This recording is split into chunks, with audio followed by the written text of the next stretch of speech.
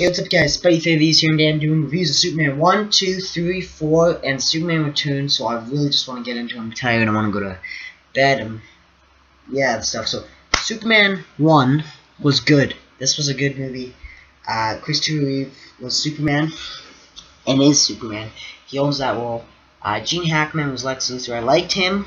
And overall, I thought the cast was really good. Margaret Kidder, whatever her name is.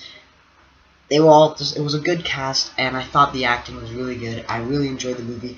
It wasn't that much action, but it was still entertaining nonetheless. I mean, Otis was funny. There was a lot of humor in it, and for the first superhero movie ever, I think it did pretty good job.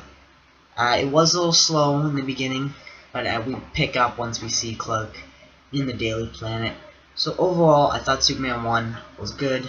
I have to give this a 4.5 out of 5. And Superman 1, Richard Donner cut, it's pretty much the same movie. Like, there's only a couple extra scenes. I like this one more, I guess, because of that. So you get to see when Superman goes into Lex Luthor's base, he shoots guns at him. That's really the only scene that impacts anything. So, same thing, 4.5 out of 5. And then we have Superman 2, my favorite one. I love Zod. We get to see the characters from the beginning of Superman 1 that Jor-El imprisoned, and I just love this movie so much. I can't get enough of it. I just love Zod. I love the whole Ursa and what was his name? Don or On or I can't remember. We're just a great group of villains. We get to see some awesome action, and this was the last movie we saw Superman in action, and it was just a remarkable movie. This is definitely one of the best superhero movies ever made.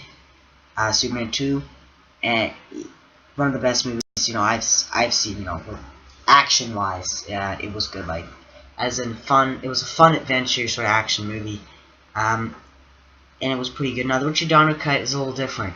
I like the original a bit more, but the Richard Donner cut is still the same for me. It's just the only problem is I missed that beginning scene with the terrorist, and you can't watch Superman 1 and Superman the Richard Donner cut. It just doesn't work.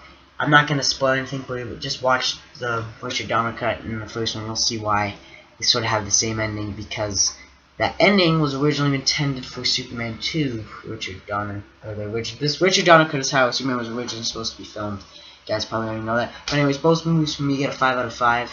And now we're going to get to the ones that I just hate and I just can't stand. I'm just going to rush right through it because I freaking hate them. They're the worst movies. Well, one of them is. Superman 3, very forgettable.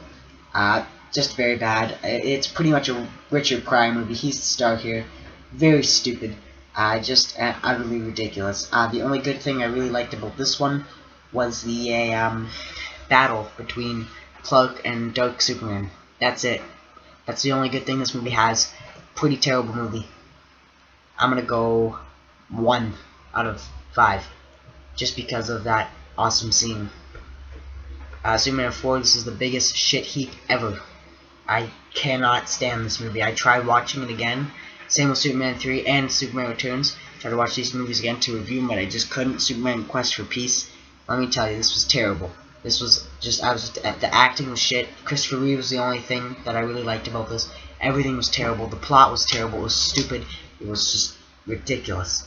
The only good thing about this movie, and there was a tiny good thing, was Clark Kent Superman. I mean, his lines were a little weird and awkward in some places, but I think Christopher Reeve was just doing his job, what he was trying to work with. Just a stupid movie. 0.5 out of 5. I want to give it a 0, but I just can't because of Christopher Reeve. Now on to Superman Returns. It had a cool airplane scene. That's all the action we got.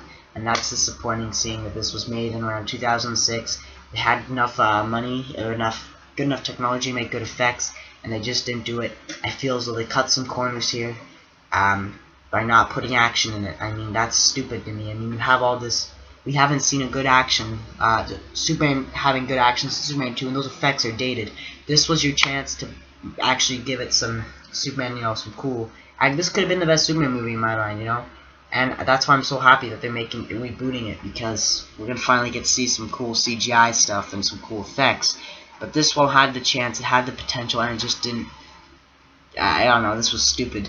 I did not like the plot that much. I mean, I didn't like the fact that Superman had a kid with Lois Lane. That was weird. But anyway, this one's gonna get a 1.5 out of 5 from me. It wasn't absolute crap, but still, not gonna watch it again. Anyways, hope you enjoyed this review. I'll see you on Sunday for Man of Steel, and I'll see you tomorrow for comic book reviews. Peace out, guys.